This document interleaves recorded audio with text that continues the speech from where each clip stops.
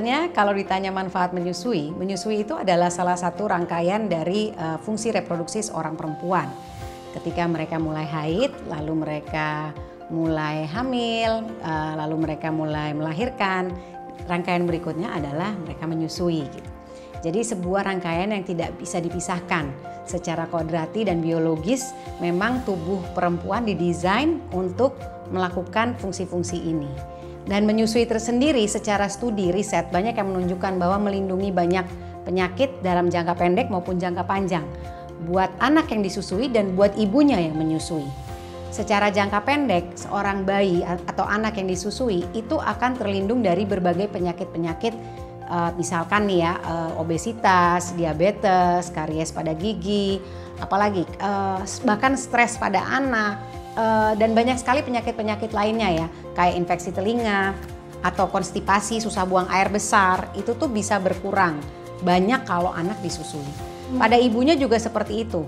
Pada ibu yang menyusui maka resiko kesakitannya juga berkurang. Resiko menjadi diabetes, obesitas, resiko osteoporosis, kanker ovarium, kanker payudara, dan banyak sekali sebenarnya penyakit yang bisa dilindungi kalau seorang ibu dan anaknya itu menyusui dan menyusu.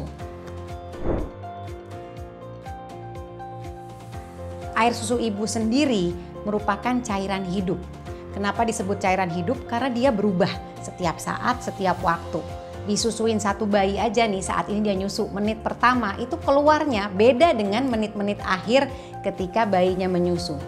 Jadi ASI itu bisa dibilang asupan yang sangat ideal, sangat mencukupi untuk anak usia 0 sampai 6 bulan.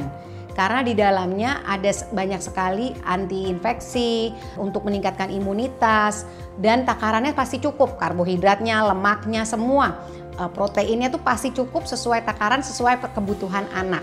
Karena bahkan nih kalau dari studinya nih, ASI yang dihasilkan pada ibu yang melahirkan bayi prematur itu beda komposisinya dengan ASI yang dihasilkan pada anak yang lahir pada usia cukup bulan.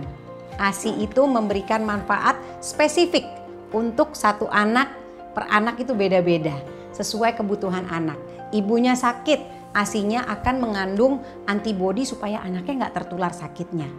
Dan itu yang membuat ASI itu tidak tergantikan.